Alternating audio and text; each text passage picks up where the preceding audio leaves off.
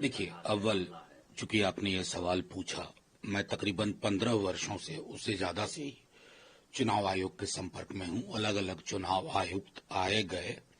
मुझे बेहद पीड़ा के साथ बाहर निकल करके ये बोलना पड़ा कि मैं इस मीटिंग को, जो इतने महत्वपूर्ण मुद्दे पे थी, मैं इसे सौहार्दपूर्ण नहीं कह सकता। चुनाव आयोग को सुलभ होना चाहिए, सुनना चाहिए। सुनने की प्रवृत्ति लोकतंत्र की मौलिक शर्त होती है। हमने सारी चिंताएं बताई, जो सवाल पूछे, चाहे नेता प्रतिपक्ष तेजस्वी जी की ओर से पत्र में जो चीजें इंगित थी, टाइमिंग को लेकर के, डिफिकल्टीज को लेकर के, बेदखल करने की एक जो लोगों के अंदर परसेप्शन, जिसकी वजह से वोटबंदी बोल रहे हैं इसको, एक का भी हमें ढंग से जवाब नहीं मिला। और मैं समझता हूं कि 2003 के बाद, अगर 22 वर्षों के बाद ये हुआ, तो हमने एक छोटा सवाल पूछा था, इसका रैशनल क्या था। कोई पोजीशन पेपर लिया था। जब इन्होंने पदभार ग्रहण किया था नए वाले चुनाव आयुक्त ने, हालांकि वो ये भी कहते हैं कि नया चुनाव आयोग है, मैं तो समझता नहीं कि कैसे कोई चीज नई, निरंतरता की चीज नई के, तो उन्होंने कहा था कि पॉलिटिकल पार्टी से रेगुलर कम्युनिकेशन हमारा जरिया होगा, उसके बगैर कुछ नहीं होगा, लेकिन कार्यशैली में वो परिलक्षित नहीं हो रहा है। इसी संदर्भ में हमने कहा कि करोड़ों लोग दस्तावेज जुटाओ अभियान में लगेंगे और निशाने पे वो 20% माइग्रेंट है, जिसका जिक्र सीईसी ने भी किया। वो 20% माइग्रेंट कौन है? अलग अलग राज्यों में काम करते हैं, पर्व त्योहार में घर आते हैं, यहां के ही वोटर बने रहना चाहते हैं, क्योंकि चुनाव का बिहार में एक अलग मिजाज है। हम ही दिल्ली आने के कई वर्षों बाद तक मैं दिल्ली का वोटर नहीं था, चुनाव के वक्त में बिहार जाता था, बिहार का वोटर था। तो ऐसी परिस्थितियां बहुत जगह, लेकिन आप जिस तरह के दस्तावेज 11 मांग रहे हैं, उसमें से एक बड़ी आबादी नहीं दे पाएगी। ये कौन लोग हैं? एक गरीब है, दलित है, पिछड़े हैं, मुसलमान है। अगर आपने इनको बेदखल करने का कोई एक आवरण ढूंढ लिया है, तो ये लोकतंत्र को बीमार करने की साजिश है।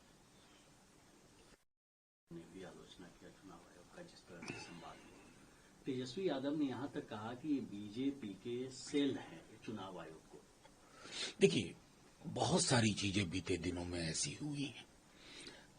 आपको स्मरण होगा चंडीगढ़ के मेयर का चुनाव, और उनकी वो तस्वीर सीसीटीवी कैमरा का, वो तस्वीर तस्दीक करती है इस बात की कि सुकुमार सेन से लेके यहां तक की यात्रा कैसे कर ली हमने। उस संदर्भ में चीजों को देखिए। और मैं बार बार कहता हूं, चुनाव आयोग 324 के तहत स्वतंत्र और निष्पक्ष चुनाव का वाहक है, और ये दो शब्द मात्र नहीं है। लेवल प्लेइंग फील्ड कहां है? कौन सी बड़े बड़े सूरमा लोग बीजेपी के किस तरह के नफरत के भाषण देते रहे। मैंने सैकड़ा कंप्लेन किया। चुनाव के बाद पावती की खबर आती है, कैसे भरोसा होगा? भरोसा टूटना लोकतंत्र के लिए, चुनाव आयोग से भरोसा टूटना, उठना, ये लोकतंत्र के लिए उचित नहीं है। काश कि हमारे जो लोग वहां बैठे हैं इसको समझें।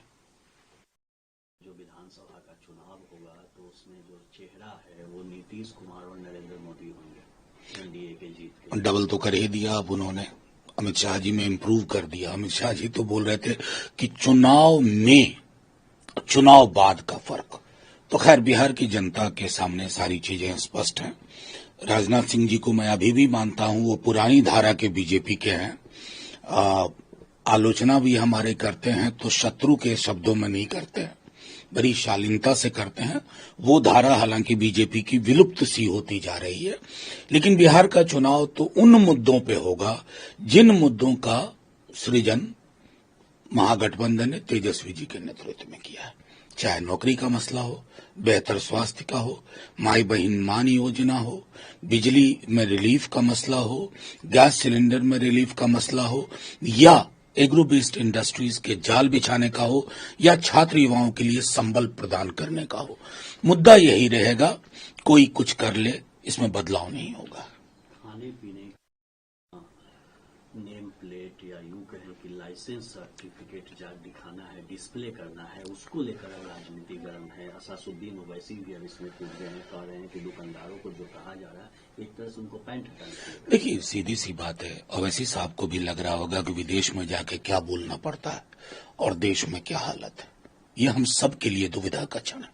माननीय सर्वोच्च न्यायालय की टिप्पणी तक को भुला दिया गया। क्या प्रशासन का ये काम नहीं है कि सर्वोच्च न्यायालय की पिछली टिप्पणी के आलोक में ही व्यवहार हो? और बार बार एक चीज कहता हूं, धार्मिकता और धर्मांधता में फर्क होता है।